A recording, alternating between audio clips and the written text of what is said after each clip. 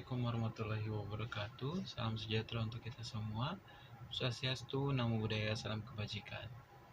Saya memperkenalkan diri, nama Stefanus Rumoropen, calon pegawai negeri sipil dari unit kerja Biro Keuangan dan Aset kelompok A3,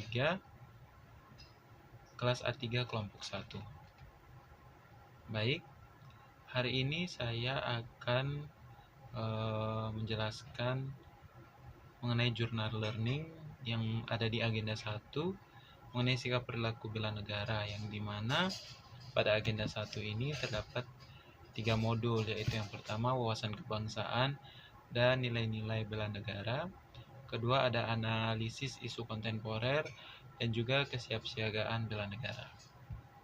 Pertama, untuk wawasan kebangsaan sendiri dapat diartikan sebagai konsepsi cara pandang yang dilandasi akan kesadaran diri sebagai warga dari suatu negara akan diri dan lingkungannya dalam kehidupan berbangsa bernegara. Menurut Profesor Muladi, Gubernur Lemhanas Republik Indonesia menyampaikan bahwa wawasan kebangsaan adalah cara pandang bangsa Indonesia mengenai diri dan lingkungannya, mengutamakan kesatuan dan persatuan wilayah dalam penyelenggaraan kehidupan bermasyarakat, berbangsa, dan bernegara. Baik, mengenai hal-hal tentang wawasan kebangsaan, saya sangat merasa bersyukur dan sangat bangga karena saya bisa lahir dan besar di negara yang dengan begitu banyak perbedaan yang ada, tetapi kita dipersatukan dengan satu semboyan kita, yaitu Bhinneka Tunggal Ika, ya, yang dimana berbeda-beda tetapi tetap satu.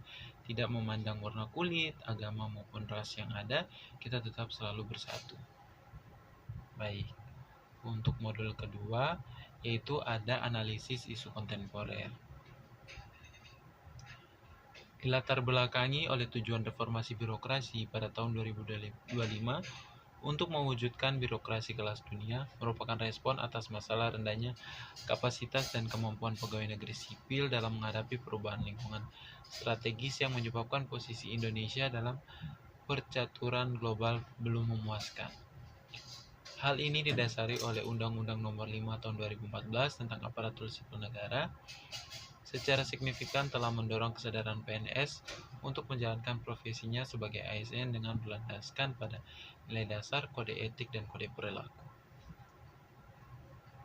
Tujuan dari kita mempelajari analisis isu kontemporer adalah agar memahami konsepsi perubahan dan perubahan lingkungan strategis melalui isu-isu strategis kontemporer, yang dimana digunakan sebagai wawasan strategis PNS untuk menyadari pentingnya modal insani dengan menunjukkan kemampuan berpikir kritis dalam menghadapi perubahan lingkungan strategis dan dalam menjalankan tugas jabatan sebagai PNS yang profesional dalam pelayanan kepada masyarakat.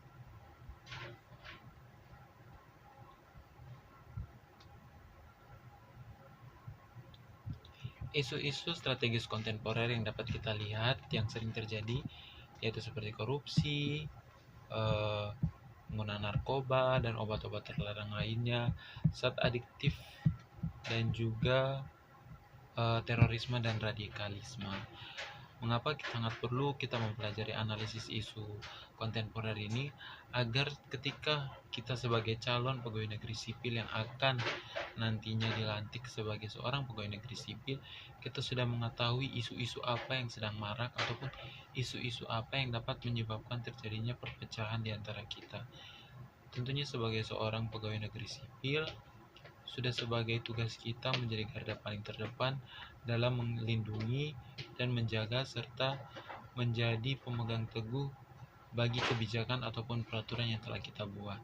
Tentunya dalam menanggapi hal-hal tersebut, perlunya pembekalan sejak dini. Tentunya bagi para calon pegawai negeri sipil seperti saya, ini mana kita harus dibina dan diberi pendidikan ataupun pembelajaran yang tepat mengenai isu-isu kontemporer ataupun analisis bagaimana cara kita mengidentifikasi permasalahan-permasalahan yang terjadi. Baik, dan untuk yang terakhir ada kesiapsiagaan bela negara, yang dimana Kesiapsiagaan bela negara adalah suatu keadaan siap siaga yang dimiliki oleh seseorang baik secara fisik, mental maupun sosial dalam menghadapi situasi kerja yang beragam, yang dilakukan berdasarkan kebulatan, sikap dan tekad secara ikhlas dan sadar, disertai kerelaan berkorban sepenuh jiwa, raga yang dilandasi oleh Pancasila dan Undang-Undang Dasar tahun 1945.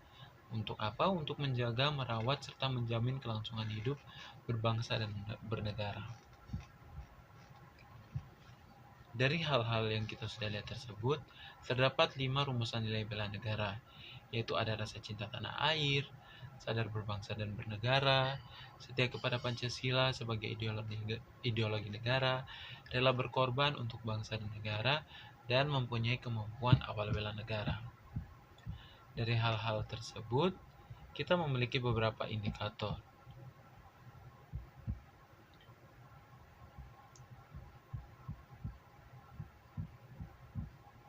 Seperti pada cinta tanah air. Contohnya seperti menghargai dan menggunakan karya anak bangsa. Hal ini dapat dilihat dari bagaimana cara kita membeli. Kita bukan membeli barang-barang yang berasal dari import luar negeri, tetapi untuk menemukan rasa cinta kita kepada negara, kita menggunakan karya anak-anak bangsa. Seperti kita juga tahu pada zaman sekarang sudah banyak tren-tren ataupun para pembuat baju kekinian yang dimana label-label mereka itu adalah label-label anak bangsa. Tentunya sebagai sesama warga negara, kita lebih memilih produk lokal dibandingkan produk yang diimpor dari luar negeri. Contoh lainnya yang bisa relevan adalah mencintai, menjaga, dan melestarikan lingkungan hidup. Tentunya salah satu contoh yang bisa diambil seperti membuang sampah pada tempatnya. Hal ini adalah salah satu contoh yang dapat kita gunakan untuk menjaga lingkungan kita dari hal-hal yang kotor seperti sampah ataupun lain sebagainya.